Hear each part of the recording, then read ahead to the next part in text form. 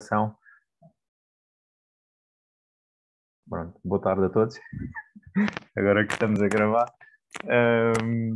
não foi dito nada grave ou nada que seja confidencial e intransmissível.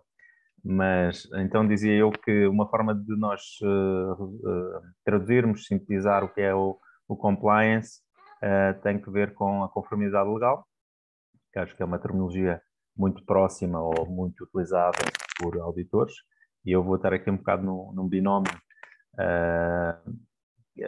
como jurista e como auditor. Como auditor, conformidade legal, estar em conformidade.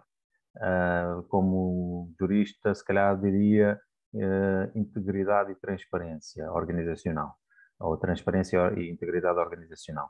Pessoalmente, eu prefiro a palavra integridade à transparência, porque a transparência pode gerar, se for mal interpretada, abuso de direito, entre aspas. Também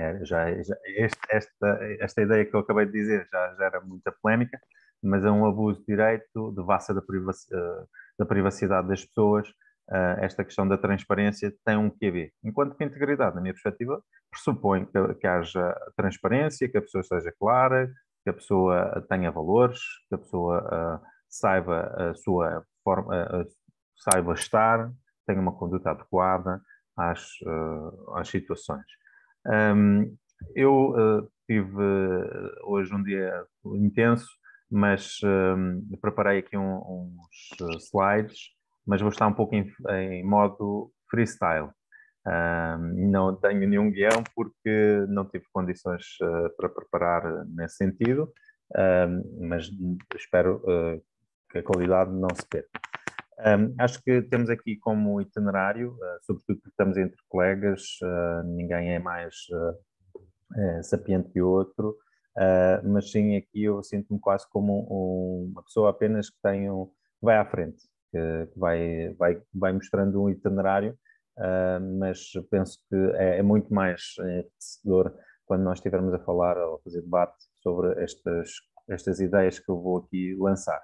Mas acho que o compliance e depois também os canais de denúncias têm a começar sempre pela parte da ética, os conceitos e a cultura organizacional, a cultura que as pessoas têm no local de trabalho, como encaram o local de trabalho e como também se comportam com as organizações, não necessariamente só no local de trabalho, mas quando vou a uma repartição de finanças ou quando vou a uma outra instituição, a postura que tenho. Também temos aqui, e lá está, estou a saltar ideias, a corrupção ativa e a corrupção passiva, eu tentar corromper a pessoa com quem estou a trabalhar ou lidar e também essa pessoa tentar corromper-me.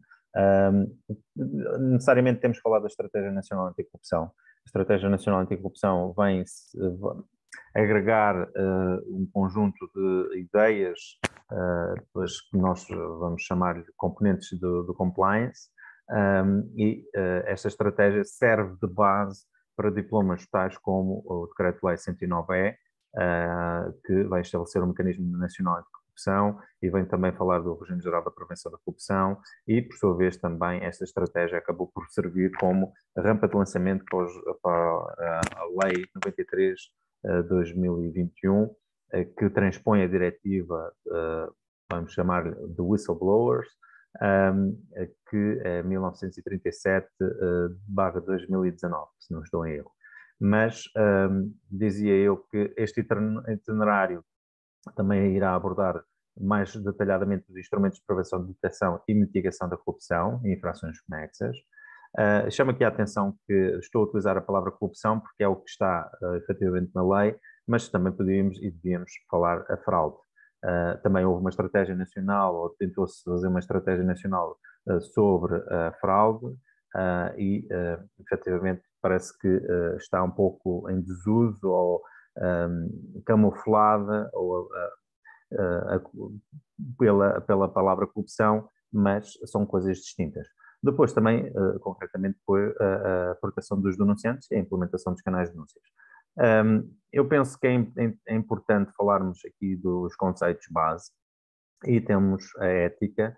a ética deve ser interpretada ou pode ser interpretada, porque é um conceito também difícil, é estudado pela filosofia, mas consensualmente se pode dizer que são os princípios, os comportamentos, toda a conduta humana que vai, de certa maneira, dizer o que é correto, o que é incorreto, o que é bem, o que é mau, o que está bem feito, o que está mal feito, o que é repreensível ou não repreensível. Por sua vez, a moral também tem esta perspectiva, esta análise, mas o que diferencia, para além de um conjunto significativo de aspectos que podemos dizer, e eu não quero ser maçudo, podemos dizer que a ética é individual, é mais universal, tenta encontrar padrões, enquanto que a moral é mais contextualizada, é a sociedade, é o conjunto da sociedade, destes valores, princípios, destes comportamentos, desta análise crítica, positiva ou negativa, do bem, do mal, feita pela coletividade, pela sociedade. Por sua vez, também é importante falarmos da legalidade, ou seja, as instituições, o Estado, a tentar criar padrões, a prever determinadas condutas, como adequadas, como inadequadas, com a possibilidade de estatuição, ou seja, suscetibilidade de aplicar-se uma sanção, seja uma pena de prisão, seja uma contraordenação, uma coima, concretamente. Temos aqui a legalidade. Mas gostava aqui de utilizar esta, esta ideia que não é minha, e não está aqui, infelizmente, mas é o professor António Maia, o grande influenciador, é dele que eu fui buscar. Não sei qual é a fonte, mas a minha fonte foi o professor António Maia, quando tive uma formação, ou o professor ministrou uma formação, em que eu vi este conjunto de frases, que parece quase uma lenga-lenga, mas que acho que nos ajuda, de certa maneira, aquilo que eu estava a tentar dizer quanto à ética, à moral e à legalidade. Nem tudo que eu quero eu posso. Podemos pensar, por exemplo, no caso das vacinas. Nós tínhamos uma necessidade de nos proteger e nós tivemos, obviamente, dificuldade em ter em grande quantidade ou a quantidade suficiente para proteger todas as pessoas, e o que nós fizemos foi estabelecer prioridades, critérios de identificação das pessoas mais suscetíveis ou com riscos maiores de vir a falecer ou ter outras doenças graves.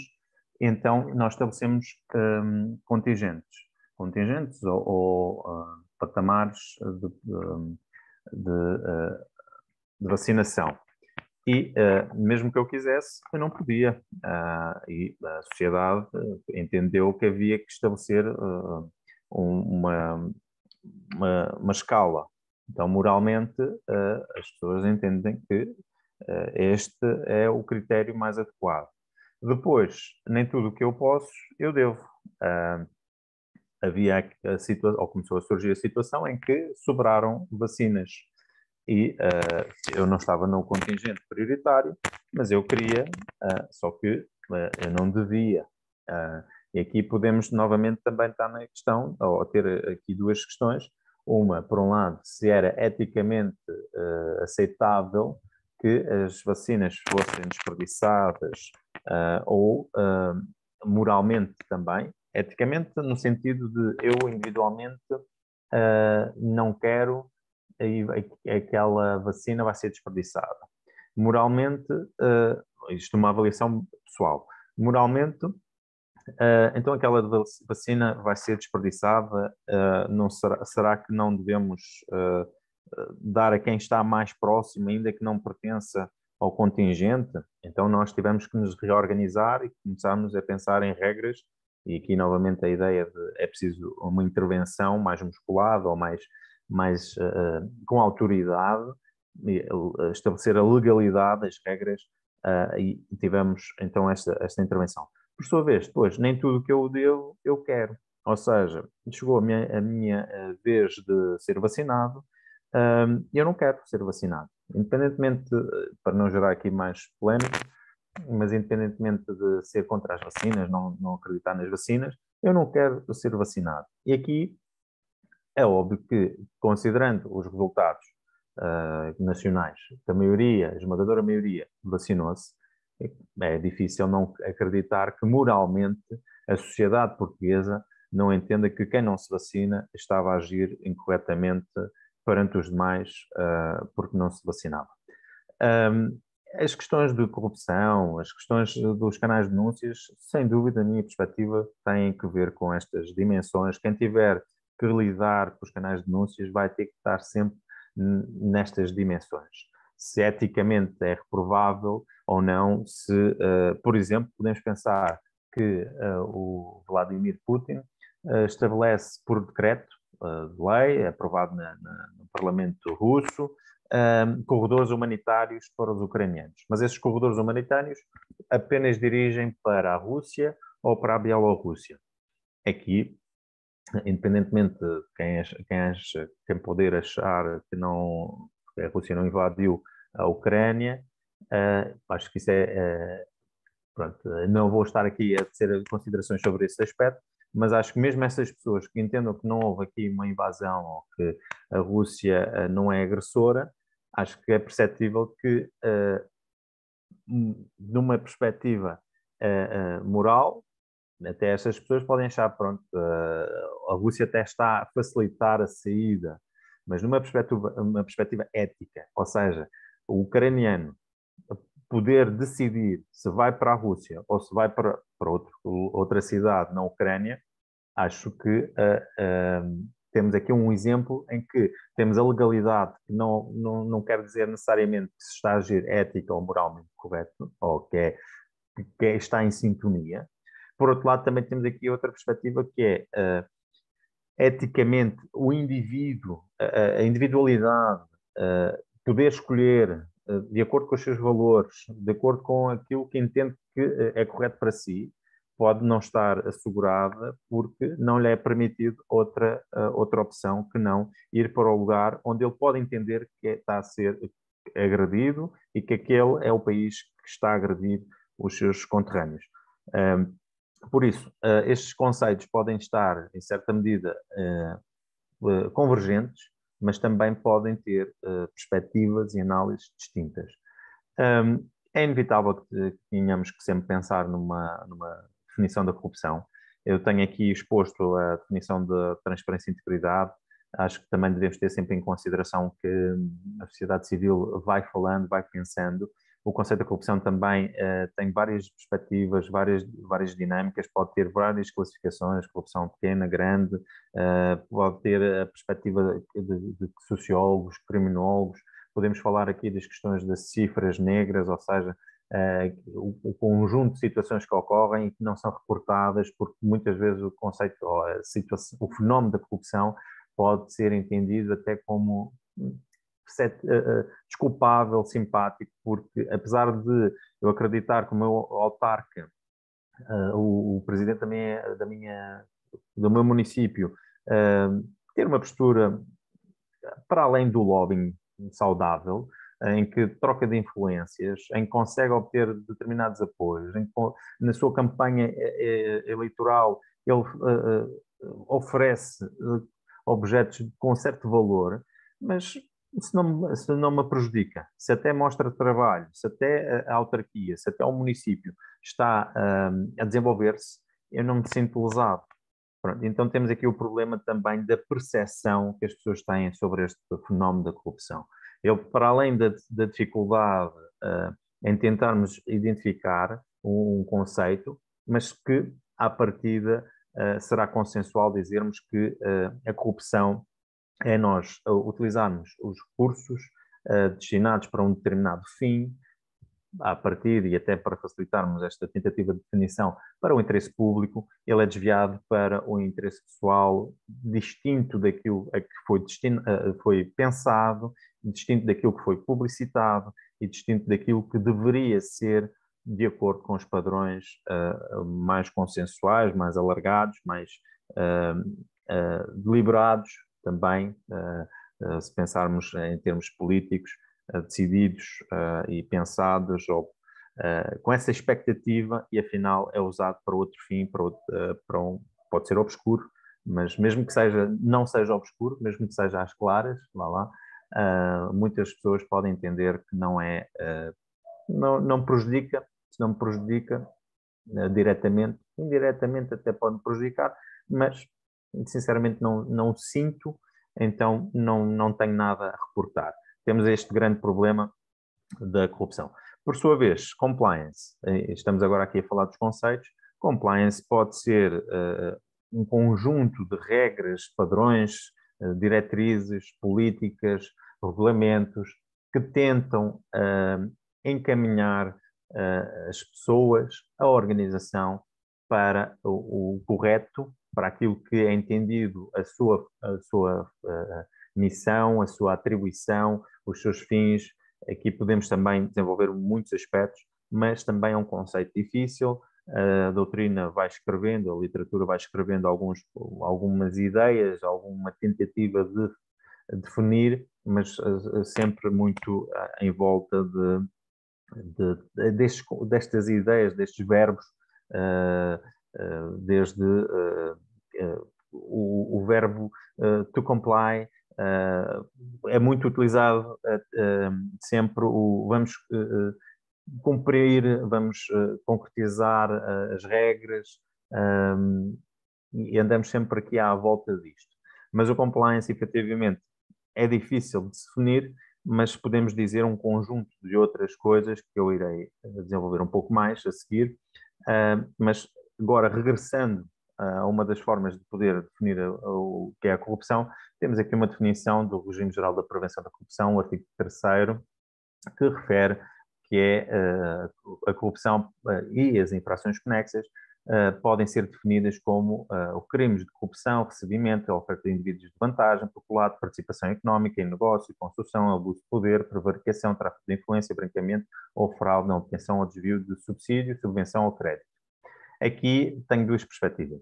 Uma perspectiva mais jurídica, na minha salvo melhor opinião, isto não é uma definição, isto é uma remissão. Uma definição, eu espero, algo que me explique o que é verdadeiramente este conceito, ou o que é. E aqui o que eu vejo é, se quer saber mais sobre isto, veja o Código Penal, concretamente procurando a tipificação, o que está previsto na lei sobre estes crimes. Por outro lado, enquanto auditor, eu vejo aqui um afunilar de vários crimes que têm um chapéu maior, que é a corrupção.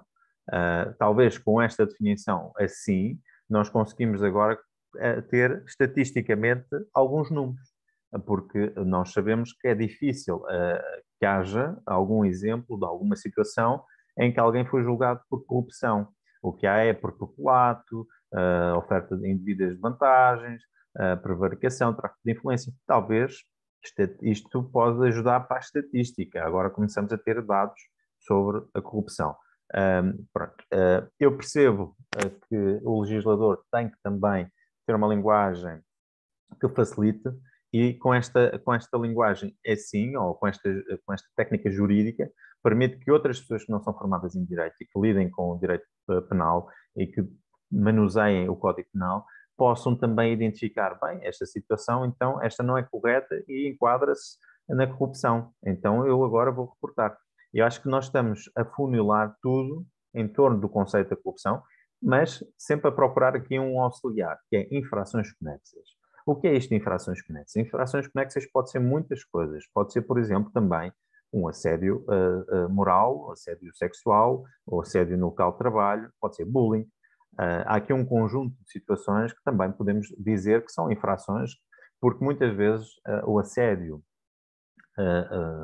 o assédio moral começa com vista à obtenção de determinada vantagem. Eu, para conseguir determinada vantagem, tenho que seduzir a minha colega ou o meu colega para obter determinada fragilidade da parte dele que me facilite o acesso a determinado assunto.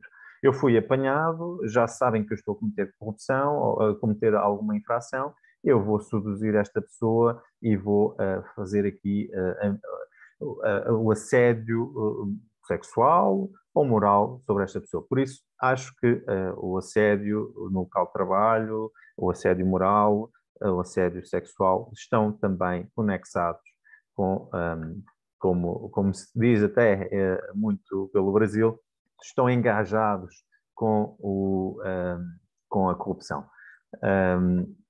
Então, concretamente, em relação aos instrumentos de prevenção de riscos, ou podemos chamar de gestão de riscos, estes instrumentos, eu tipifiquei aqui este conjunto, mas queria chamar a atenção que o Regime Geral da Prevenção da Corrupção, no artigo 12º, vem referir, por exemplo, a transparência para as entidades públicas.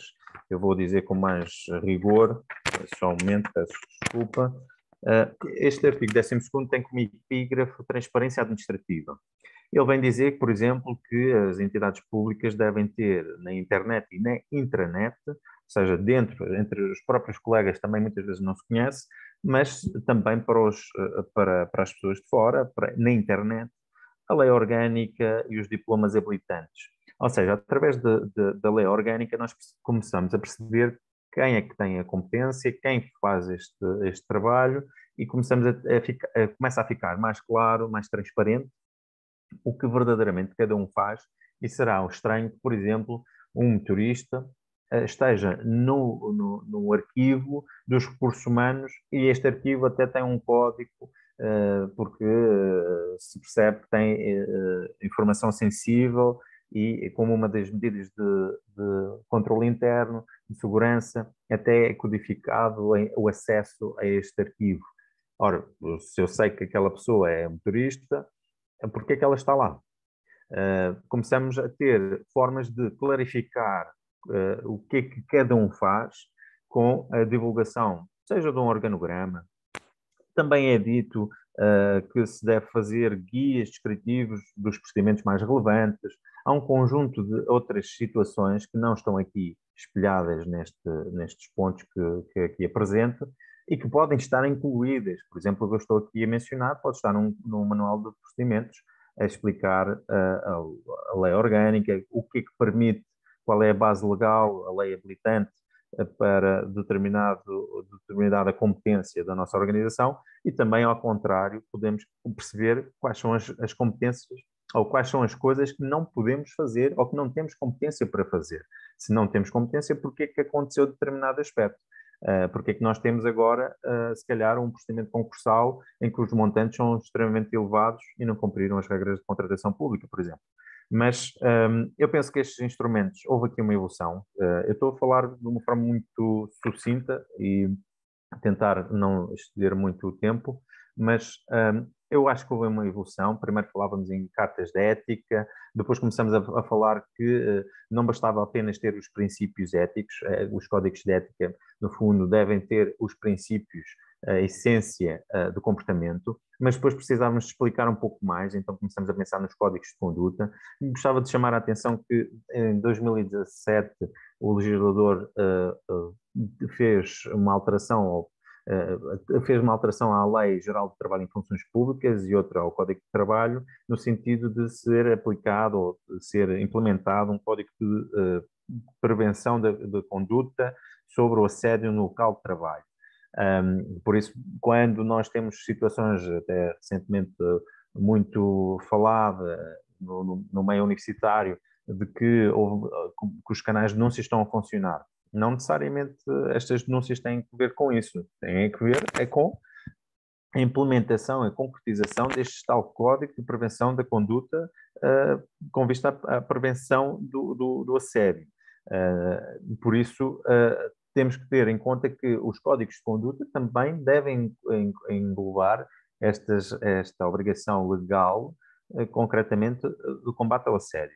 Por sua vez, também temos os manuais de procedimentos. Os manuais de procedimentos devem, então, clarificar as funções de cada um, permitindo, assim, a segregação de funções, permitindo que cada um perceba os seus limites, perceba os limites dos seus colegas, e tudo começa a ficar mais clarificado e mais perceptível, até mesmo para situações simples de aquele colega não está a fazer muito, penso que não está a trabalhar.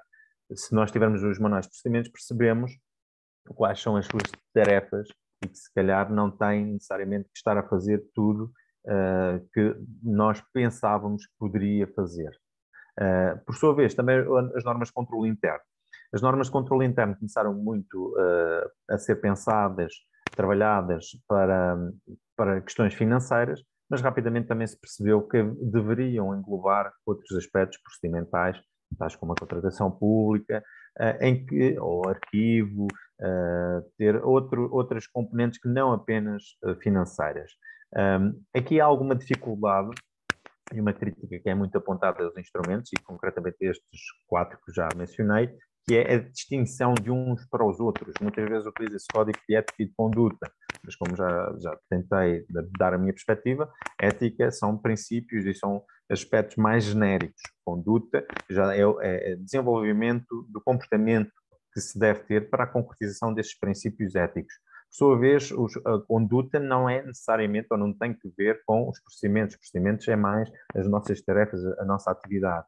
Por sua vez, as normas de controle interno são aquelas em que nós tentamos criar formas de proteger a imperfeição, a irregularidade, o incumprimento, a infração ou mesmo a violação de alguma regra.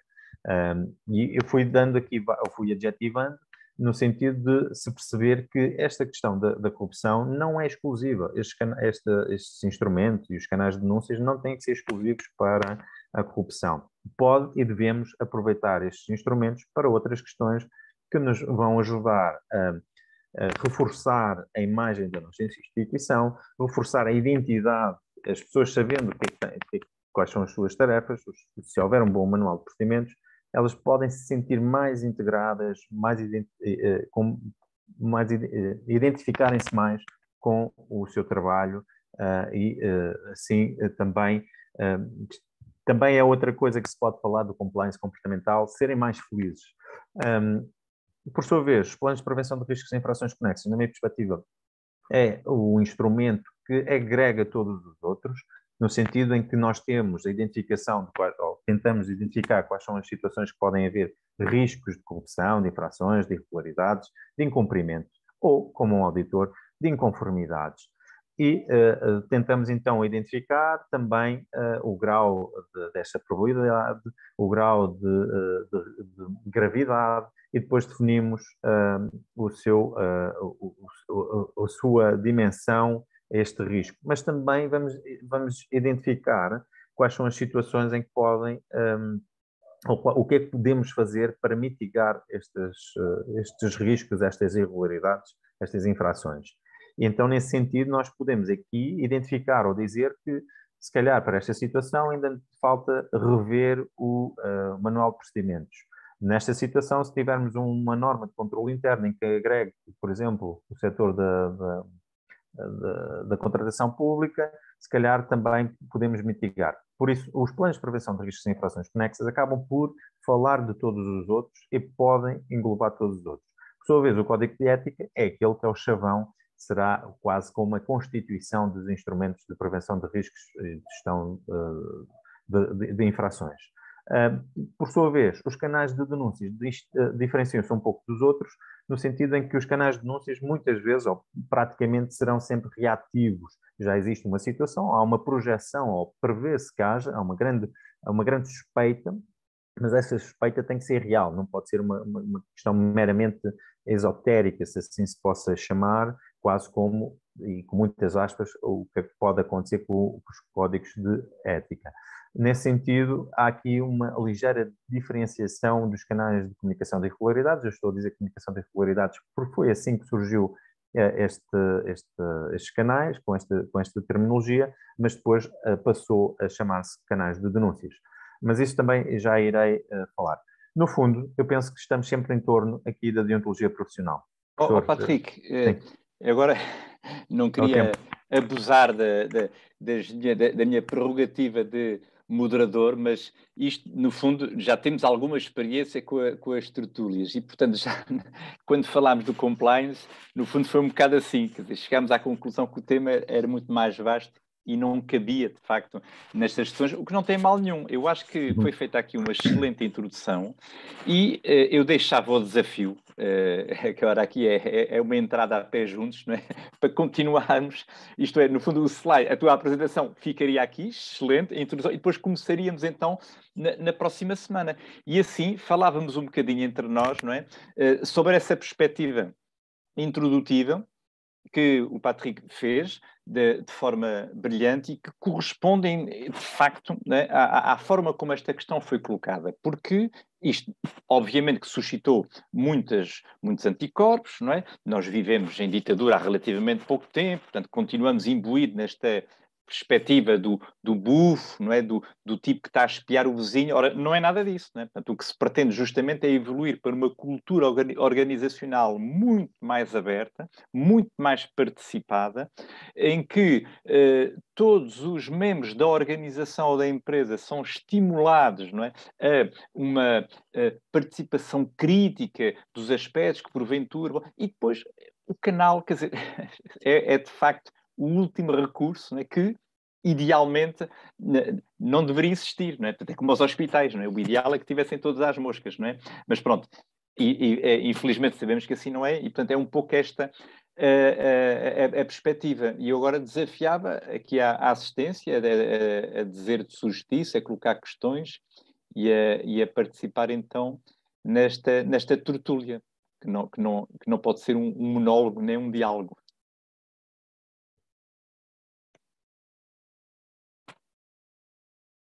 Isto, na perspectiva começámos um bocadinho mais tarde, na perspectiva de acabar às 19h15, que é o formato, no fundo, que nós concordámos todos em adotar. Está tudo muito tímido hoje.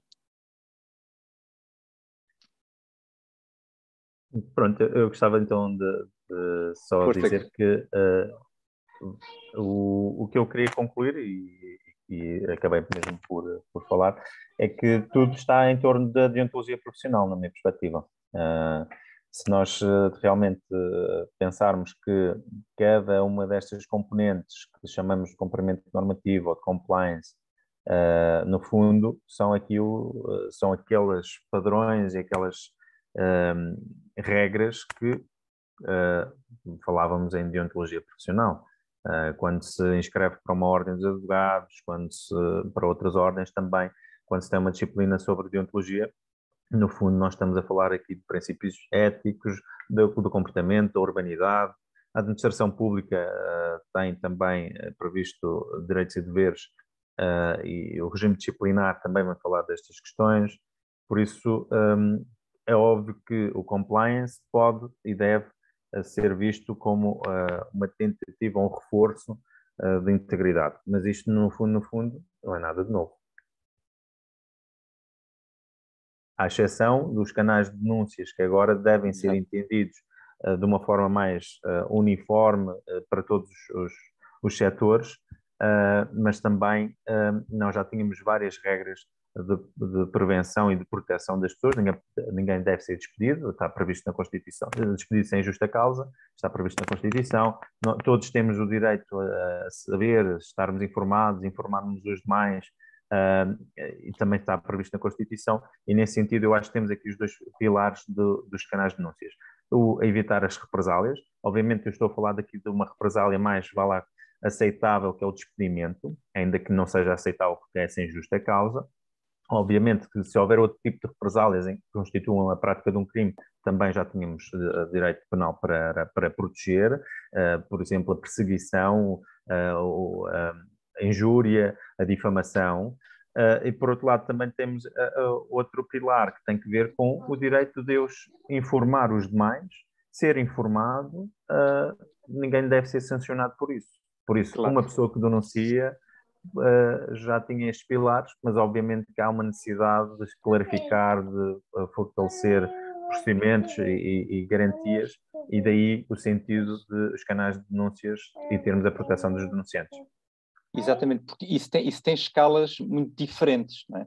Há a escala máxima, o Júlio Assange, não é? Que, no fundo, por princípios éticos, faz um conjunto de denúncias que mexem alegadamente com a segurança de um Estado, e não é um Estado qualquer, é os Estados Unidos, não é?